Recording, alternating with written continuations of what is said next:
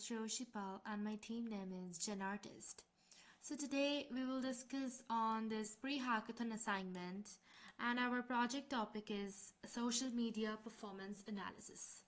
This is a very interesting project where we will have to create a social media analysis report using these two modules named as the Langflow and data stacks, where we will just create and analyze the engagement data from different mock social media accounts.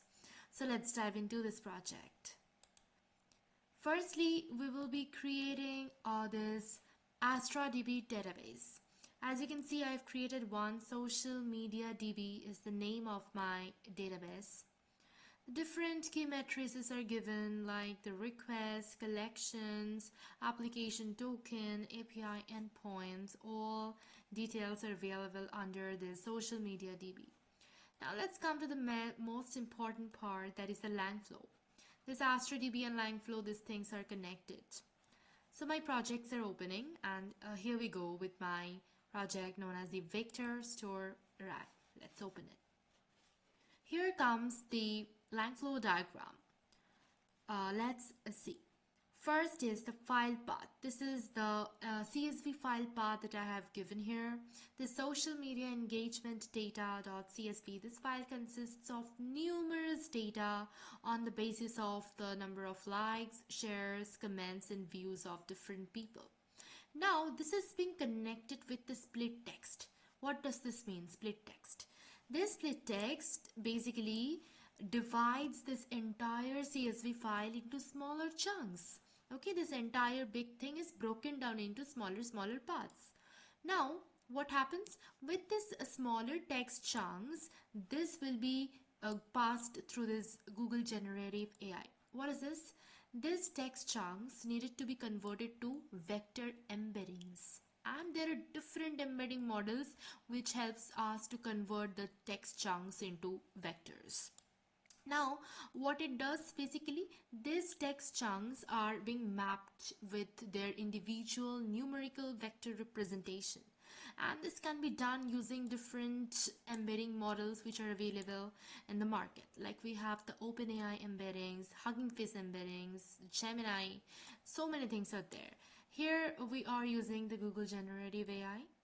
Now, once this data, loading data, splitting data, and these embeddings things are done, now comes the vital part, that is the AstraDB database connection. Means we have to store this data, right? Now we will be storing this data to this AstraDB. That's why we have connected these two things with this AstraDB thing. After here, once this is done, let's come to this part. Chat input. We will be taking the chat input from this text box. Okay, the input thing would be done like the different post types. It can be reels, carousel, whatever you just give it. Then the generative AI API key will be using and storing this input text to this database. Okay, we will just store this text. This search text will be stored in the database. Okay, after that, parse the data. Once the data is being parsed into plain normal text, this comes the crucial part, the prompt. Okay, after getting this input post type, we will be using this prompt to get our desired output. Then we will go to this Google Generative AI again, and finally here we'll be getting the desired output. Once it's done, let's do a practical note on it. We'll create a new chat here. Let's suppose we'll be writing here reels. Okay, we will like to check out what happens. See, it's running.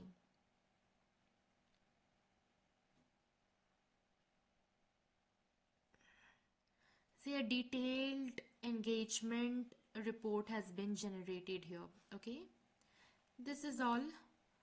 Now comes to the connection part. We will go to this API key. Here we can generate our token and see this is the different Python API, JS API, Python code, so many things are available. But here I have used, for our project, I've used this JS API key. We will just basically copy this entire code and this generate token. These are these two. Then we will go to this Google Generative AI again, and finally here we'll be getting the desired output. Once it's done, let's do a practical note on it. We'll create a new chat here. Let's suppose we'll be writing here reels. Okay, we would like to check out what happens. See, it's running.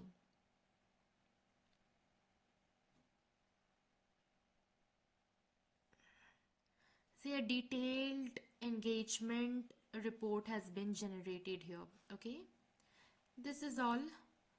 Now comes to the connection part. We have to click on this API.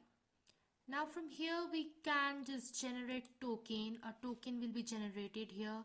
We have to copy paste this token, which is quite crucial.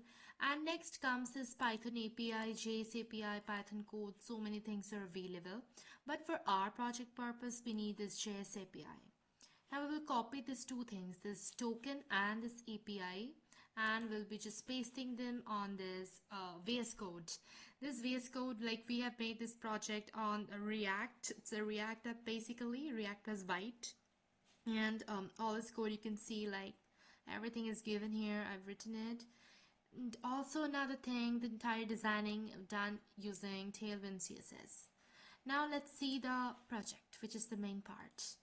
The social media analysis, you can see that I have already deployed it on Vercel. We'll click on the link and here we go. The social media analysis is my web page. Let's see, this is something on the Reels, carousel post, static post, a little details about them. And here is the main thing, that is a social media analysis report form. Here one need to fill up their desired thing and they will generate the output. Check analysis if we click. And let's suppose we'll be writing carousel and click on generate. Once we generate it, it's showing loading. It will load some values here, definitely. Let's wait.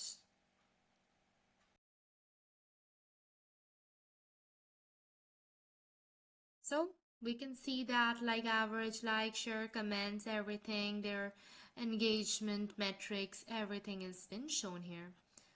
We can search for like reels, static post, and many more things. So just this is all about my website, as you can see, guys. Now I've also put this entire code and stuffs in my GitHub repo.